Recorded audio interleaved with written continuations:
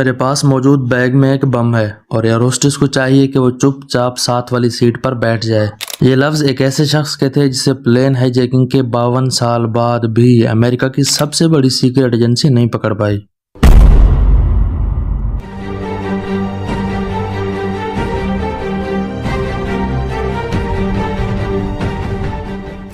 ये 24 नवंबर 1971 का दिन था जब सूट बूट पहने एक शख्स ने पोर्टलैंड से सियाटल जाने का वन वे टिकट खरीदा। काउंटर पर बैठे हुए इन लोगों को इस बात का रत्ती बराबर अंदाजा नहीं था कि ये शख्स अमेरिकन हिस्ट्री की सबसे बड़ी वारदात करने वाला है। इस बंदे का नाम था डैन कूपर। कुछ लोग इसे डीबी कूपर के नाम से भी जानते हैं।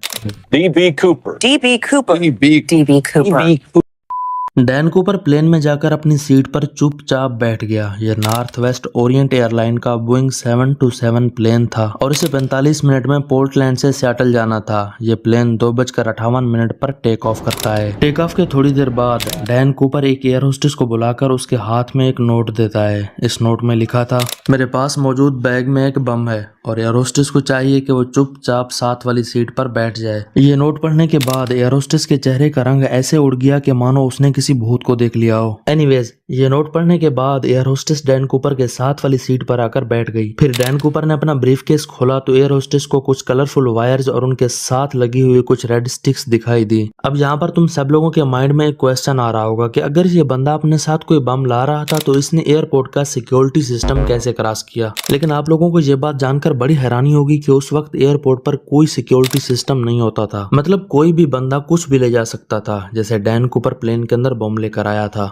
एयर होस्टेस के बम को देखने के बाद डैन कूपर ने उसके सामने 3 डिमांड्स रखी। पहली डिमांड थी कि उसे $2 लाख दिए जाएं और ये सारा पैसा $20 के करेंसी नोट में होना चाहिए। अब उसने ऐसा क्यों किया ये तुम लोगों को पता चलेगा वीडियो में आगे चलकर। उसकी दूसरी डिमांड थी कि उसे 2 पैराशूट्स दिए जाएं और उसकी तीसरी डिमांड थी कि जहाज के लैंड होने पर उसे एक फ्यूल ट्रक चाहिए प्लेन को रिफिल करने के लिए। और ये सारी डिमांड्स 5 बजे से पहले पूरी हो जानी चाहिए। एक तरफ एयर होस्टेस इन सारी डिमांड्स को सुनकर डर और खौफ में थी और दूसरी तरफ बाकी 35 पैसेंजर्स को इस बात की खबर तक नहीं थी कि चल क्या रहा है। एयर होस्टेस ने यह खबर पायलट को दी और पायलट ने कंट्रोल रूम को। फिर नॉर्थ वेस्ट एयरलाइन के प्रेसिडेंट ने कहा कि वो अपने पैसेंजर्स की जान बचाने के लिए उसकी सारी डिमांड्स मानने को तैयार हैं। फिर एक एयरपोर्ट पर प्लेन की इमरजेंसी लैंडिंग करवाई गई। लैंडिंग के बाद एयरलाइन का एक वर्कर पैसे और पैराशूट लेकर जहाज के करीब आया। उसके लिए जब प्लेन का डोर ओपन किया गया तो उसने सबसे पहले 2 पैराशूट्स पकड़ाए और फिर पैसों से भरा हुआ एक बड़ा सा बैग।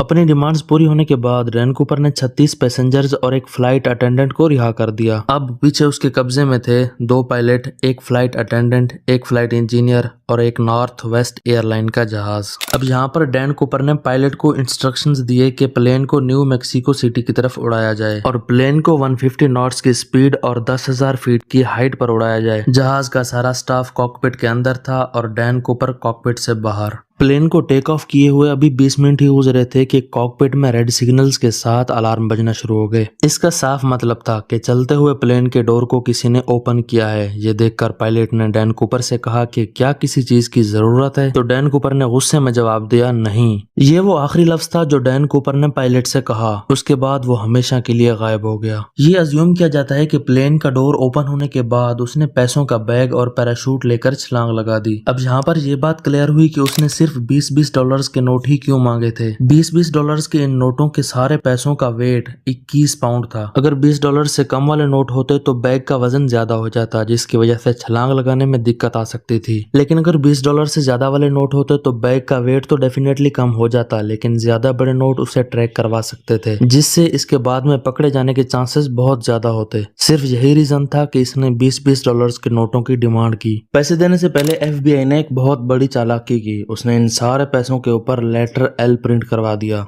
इस सारी डॉक्यूमेंट्री को क्रिएट करते वक्त मेरे माइंड में एक बड़ा ही इंटरेस्टिंग सा क्वेश्चन आया कि जब डैन कूपर ने पैसों के साथ पैराशूट्स मंगवाए तो FBI को इस बात की भनक तो लग गई होगी कि वो आगे करने क्या वाला है। तो FBI ने उसे रोकने के लिए कोई प्लान क्यों नहीं बनाया। थोड़ी बहुत रिसर्च करने के बाद मुझे उस क्वेश्चन का आंसर भी मिला कि जब डैन कूपर ने पैराशूट्स मंगवाए तो FBI ने प्लान बनाया कि वो इस जहाज के पीछे अपना एक फाइटर जेट F-106 भेजेंगे। दिक्कत तो उस वक्त आई जब डैन कूपर ने पायलट को इंस्ट्रक्शन दिए कि प्लेन को 150 नॉट्स की स्पीड स्पीड और 10,000 फीट की हाइट पर ही उड़ाया जाए, क्योंकि इतनी कम स्पीड पर फाइटर जेट F-106 नहीं उड़ सकता, वो इससे ज्यादा स्पीड पर उड़ता है। इसलिए FBI ने अथॉरिटीज से T-33 फाइटर जेट को भेजने के लिए परमिशन मांगी, लेकिन इसे पहुंचने में बहुत ज्यादा टाइम लगने वाला था, जिसके चलते ये वाला प्लान काम नहीं कर पाया। जब डैन कूपर ने छलांग लगाई तो वो रात का टाइम था, अंधेरे की वजह से किसी ने कुछ नहीं देखा। FBI ने इन्वेस्टिगेशन के दौरान ये पता लगाया कि छलांग लगाने के बाद डैन कूपर कहां पर उतरा होगा, और इस जगह का नाम था लेक मरवन। इस झील के आसपास तमाम लोगों से पूछताछ की गई, लेकिन डैन कूपर का किसी को कुछ पता नहीं था। When he got on a plane in Portland, Oregon last night, he was just another passenger who gave his name as D.A. Cooper.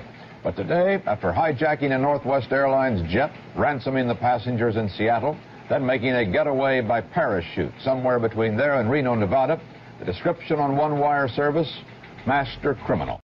अब आहिस्ता आहिस्ता ऐसा लगने लगा था कि डैन कूपर हवा में ही कहीं गायब हो गया। कई सालों की इन्वेस्टिगेशन के बाद डैन कूपर का कुछ पता नहीं चला, तो यकीन कर लिया गया कि वो छलांग लगाने के बाद जिंदा ही नहीं बचा। लेकिन 1980 में एक बच्चे को दरिया के किनारे 20-20 डॉलर्स के नोट मिले, जो कि टोटल 5800 डॉलर्स थे। जब FBI को इन्फॉर्म किया गया तो पता चला कि ये वही नोट हैं जो डैन कूपर को दिए गए थे। इसलिए ये कंसेप्ट और भी डीप हो गया कि छलांग लगाने के बाद डैन कूपर जिंदा ही नहीं बचा। लेकिन बहुत से लोगों का मानना था कि हो सकता है डैन कूपर से ये पैसे छलांग लगाते वक्त गिर गए हों। इस तरह ये केस और भी कॉम्प्लिकेटेड होता चला गया। अब ये बात अलग थी कि किसी को कुछ पता नहीं था कि डैन कूपर जिंदा भी है कि मर गया, या फिर वो एग्जैक्टली दिखता कैसा है। कई सालों बाद अगस्त 2011 को एक औरत मार्ला कूपर ने क्लेम किया कि डैन कूपर उनके अंकल थे। उसने कहा कि उसने अपने बचपन में अपने अंकल की कुछ बातें सुनी थी, जिसके मुताबिक उन्होंने एक प्लेन हाईजैक करना था। उस वक्त तक फेम पाने के लिए बहुत से लोगों ने ऐसे दावे किए थे, लेकिन इसमें सबसे खास बात ये थी कि जो तस्वीर मार्ला कूपर ने अपने अंकल की मीडिया में दिखाई थी, उस तस्वीर को उस प्लेन के पायलट्स ने कंफर्म किया कि हाईजैकर की शक्ल इस तस्वीर वाले बंदे से बहुत ज्यादा मिलती जुलती है। लेकिन फिर भी बहुत कोशिशों के बाद असल डैन कूपर का कुछ पता नहीं चल सका, और बिलाखिर ये केस 2016 को मुकम्मल बंद कर दिया गया। ये केस आज भी